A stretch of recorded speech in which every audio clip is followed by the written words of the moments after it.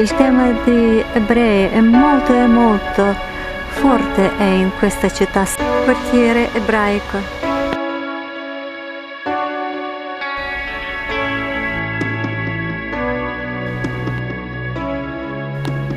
Prima c'era un ghetto degli ebrei dove erano catturati un sacco della gente. La seconda guerra mondiale a Minsk 25% di popolazione erano ebrei, forse per quello la città era bombardata così fortemente che praticamente non è rimasto quasi nulla di quella Minsk bella, fiorita, storica.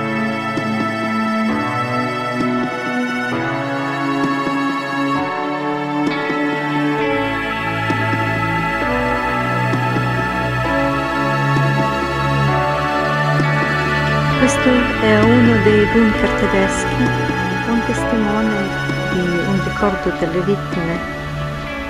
E qui c'è la commendatura tedesca. E questo è un altro bunker, in pieno centro della città di Minsk.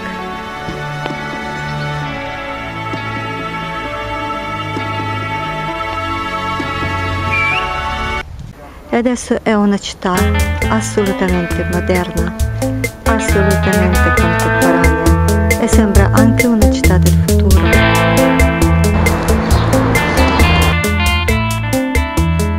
Per immaginare com'è vasto, dico